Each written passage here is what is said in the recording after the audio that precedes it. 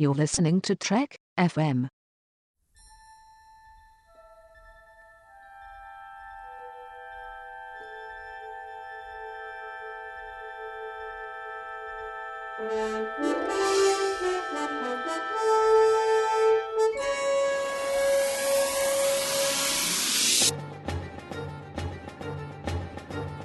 Hello and welcome to From There to Here, Trek FM's daily rewatch of Star Trek, the entire franchise, where we look at all 729 episodes from beginning to end.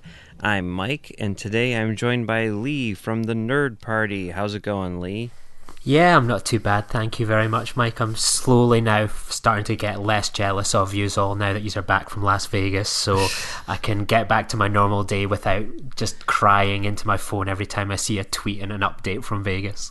Well, you got to go to Star Wars Celebration, so I mean... Yeah, this is true. I have very little sympathy for you, I have to say. My one thing, I came out of Star Wars Celebration thinking, like, I really like, and at times love Star Wars, but Star Trek's always going to be my favourite, so yeah, it hurt a little bit, but I'm over it now, just a little bit. I'm over it.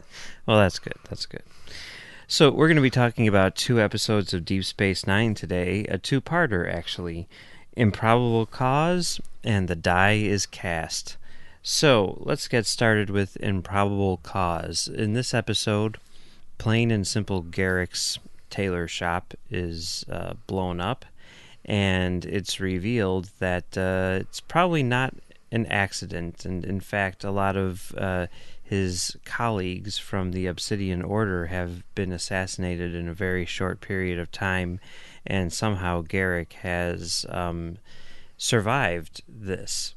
And now he and Odo are going to go looking for his old mentor in the Obsidian Order and try to figure out what's going on before someone bumps Garrick off.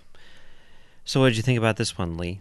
I'm a huge fan of this 2-parter, but firstly, focusing on the first part, I always think it reminds me of a John le Carré novel, that this wonderful little spy mystery that everyone's trying to investigate what's going on here, what's the real cause, that Garrick's one of my favourite Star Trek characters, period. So to get an episode devoted to him where you don't know really where it's going, what is this whole story about, it really cooks you in every time. Just that I love that this episode is filled with so many like character moments with Garrick, Odo and Garrick and Bashir. It's almost like Garrick porn to a fan like me. Yeah, no, yeah, that's true. I mean, like, we haven't really seen a whole lot of Garrick up until this point. I think it's safe to say that up until now, at least, this is the most character building Garrick episode that we've come across. I mean, that seems accurate. Yeah. And you know, it's one of the first times, I think, because I don't know, I mean, they play around with Garrick's backstory a lot, and I think up until now there was sort of a lot of the good money was on Garrick being part of, you know, the Obsidian Order or whatever, you know, or part of the Cardassian spy community. But there was still that question, like, maybe he is just a tailor who likes to be vague and, you know, kind of pull people's chains or whatever. But here, you know, you see that he is, in fact, you know, part of this underbelly of Cardassian society or whatever it is. And, yeah, it's a pretty great episode. I think that the dynamic between Odo and Garrick, which is something that we haven't really seen up until now, works really well, and you're right that it does have that sort of spy novel feel to it, you know, this sort of like mystery element as well, you know, this kind of like whodunit thing, and I think there's some really interesting twists and turns, and where it ends up, I think is a pretty interesting place. Because I read originally that they were going to say that this wasn't going to be a 2-parter, that when it got to the end of the episode that they would go into the Romulan ship and they would find a way to escape and get back to Deep Space Nine, but they decided at the end that they wanted to give it that bit of scope and turn it into a 2-parter. So it would have been interesting to see what would have been lost to make it all fit into that 44 minutes had they gone with that original plan. Yeah, you know, I mean, have you read the Deep Space Nine companion? Yes, it's actually just out of eyesight at the moment, but yes, I'm like you, Mike. I'm a huge fan of that book. One of my all-time favorite things in that book, and that book to me is just it's the best book I've ever read on like the making of a television show or whatever, and it's super inspiring to me, to just see like the process that was involved with making this show, especially from a writing standpoint. And I think my absolute favorite quote in all of it came from this episode, if I'm not mistaken, where one of the writers talks about how they painted themselves so far into a corner that the only way they could get out was to bust the wall open, And I think that's pretty awesome, create a second part, that's what they did. And that second part is the die is cast. And in this episode, Garrick is, I guess, sort of given the opportunity to return home, return back to his former glory, because his mentor, I always pronounce his name wrong, Inabrantain, is that what? Yes, I'd go along with that. Yeah, it basically gives him the opportunity to return to his old lifestyle, but he wants to make sure that Garrick is up to the task, and one of the ways that he needs to do that is by torturing Odo to get information about the founders, because Tain is basically saying like, hey, the Dominion, they're coming, we need to wipe them out and do that thing before it's too late. And the Romulans are involved and all the rest of it. So what did you think about part 2? I love it. I think it's one of the best Deep Space Nine episodes at this point in the series run, that I think for fans, as great as fans are, and that they're probably watching along for the first time perhaps now, like I don't think they'll get what this was like in the 90s to see this kind of episode for the first time. That to see a space battle on that scale in Star Trek was just unimaginable at that stage. You always imagined, like in your head, like all these different starships and battles taking place, but like the budget and effects weren't really there, and to see it for the first time was just mind-blowing. And I always think it's a real statement of intent for the series in quite a lot of ways, because if I'm correct that this was the first, maybe extended to Improbable Cause, that this was the first time Michael Piller had kind of really left Deep Space Nine to focus on Voyager. So this was like Ira Stephen Bear, like he's now given the keys to the car, and he goes, right, this is what I want more action, I want more intrigue, I want more adventure. And he really like gave this car like the extra revs it needed at that point in the series, that I don't think it can be overstated how important behind the scenes this episode is.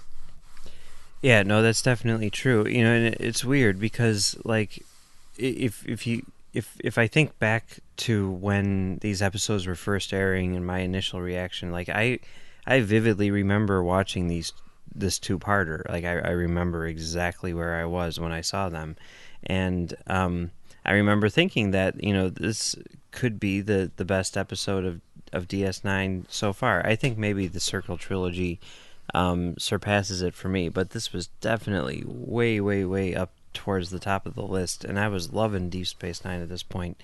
And then you look at it now, and it's one of the highest rated episodes on the IMDb, and all that stuff, and it's like, oh wow, yeah, it's interesting that my reaction to this was the same as everyone else's, completely divorced from anyone else's opinion of it. I think that kind of like speaks to the level of quality of that episode, that right off the bat, I people knew that it was fantastic. And yeah, people forget what it was like to be in the 90s, to see an episode like this and have almost no one to talk about it with, to share with. Exactly. Like to see these amazing space battles, like now you would go online and someone who would have it screen capped and would be dissecting it. Now it was one of those episodes you watch and you're like, oh my god, that's the best episode ever, and you almost feel like you're just in an empty room. It was a special time, and a kind of lonely time as well if you were a young Star Trek fan.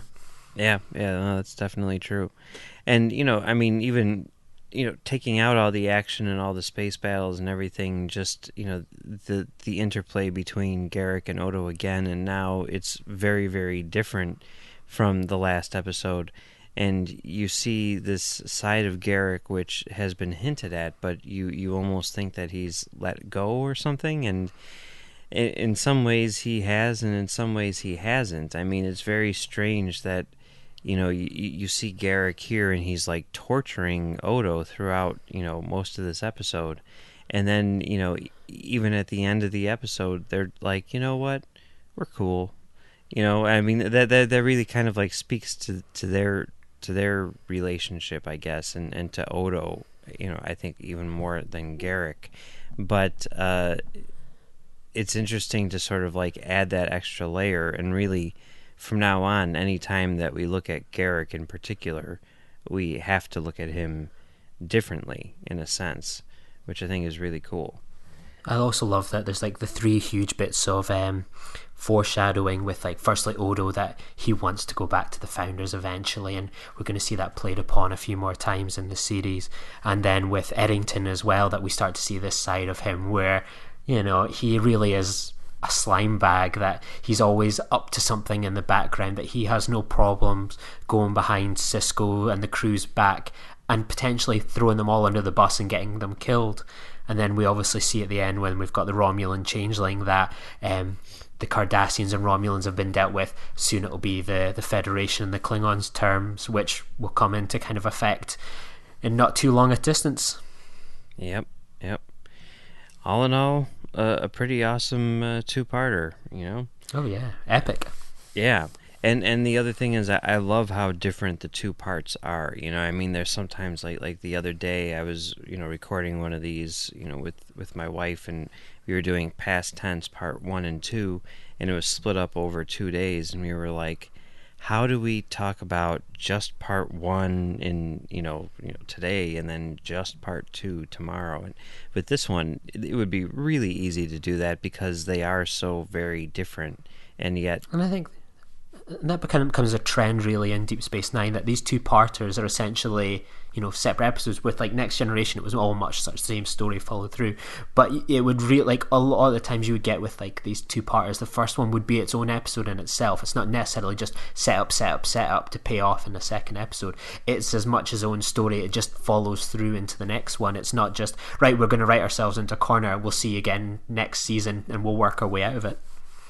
Yeah, it's interesting because I really do think that there was sort of a mentality behind the scenes to make each episode a complete thing, even if it was part of a two-parter. I mean, like, I remember hearing Ron Moore talk about that with Battlestar Galactica, and I forget what it was, but it was some, like, two-parter which was meant to be, like, a 2-hour episode or whatever, and it was split up into, 2 parts. Was it the Pegasus one?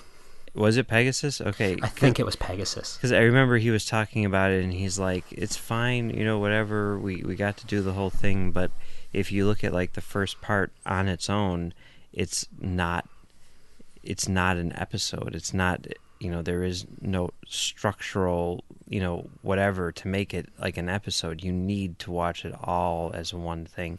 It actually might have been the finale that he was talking about. Ah, yes. Cause I know Daybreak.